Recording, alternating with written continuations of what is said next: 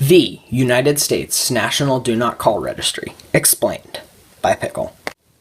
This is you, happy little attack helicopter that you are, and you just got paid. You decided to spend a little bit of your money to buy a brand new phone.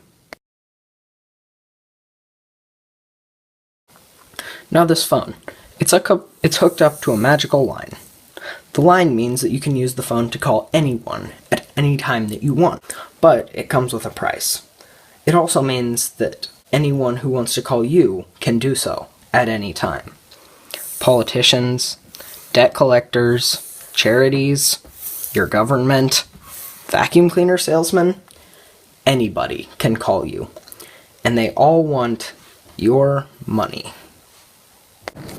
Now some of them, that's just ridiculous. Like the debt collectors. You've never had a credit card or a bill or anything like it. And the politicians, what do they want from you? You can't even vote yet. Vacuum cleaner salesman is completely delusional. But these two, the government, gotta pay your taxes, and the charity. What's wrong with saving the pandas? You can do that, right? So you finally manage to make all of those callers go away. And you get paid again. You feel like you're doing pretty well. And then you get another call from the politicians. And then the charities. And then the debt collectors. And then the politicians again. And then the vacuum cleaner salesman. And then the government. And then the politicians. And the vacuum cleaner salesman.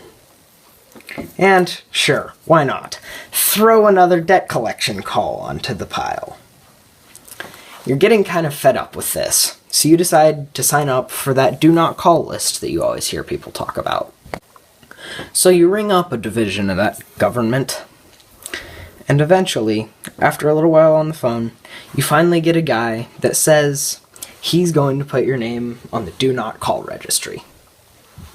You think, great, so now all of these people, the ones that I've paid and the ones that I haven't, will finally stop calling me and just go away. But of course, things never go as planned. And the debt collectors and politicians and charities and the government, they just keep calling you. So, you, again, talk to the do not call registry guy. He says that the only people that are not legally allowed to call you when your name is on the registry is people who are trying to sell you something. The rest of them, it's still perfectly legal. Well, that sucks. But at least you won't be getting calls from the vacuum cleaner guy anymore. A few days later, you get a call from an obviously robotic voice. And it sounds very similar to what the vacuum cleaner salesman was saying just the last time he called you. Well, somewhere in there, the vacuum cleaner salesman hired the robot to make the call for him. You are understandably upset. This is illegal. He's not even supposed to be able to call you, much less hire someone to do it for him. So you call up this guy again. And he says they'll take a look at it. And he puts the robot's number that he called you from on the list of people being investigated for calling people who are on the National Do Not Call Registry.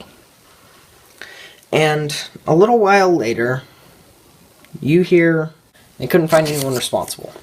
Because the robot's entire job was to deceive someone who tried to figure out where the call originated from. And the vacuum cleaner salesman was hiding. So he's never going to get caught for this. The robot, there's nothing that you can do to it. It's set up as a private server somewhere in Huntsville, Alabama. So the do not call registry. Pretty useless, right? Well, not always. Occasionally, the registry will find a company that is breaking the laws, and the violating company can be fined up to $40,000 per violation. A violation is defined as anywhere between all calls made and each call being made an individual violation. The Do Not Call registry has pressed charges 105 times since its conception in 2003, with the most famous of these being against DirecTV for $5.3 million in 2010.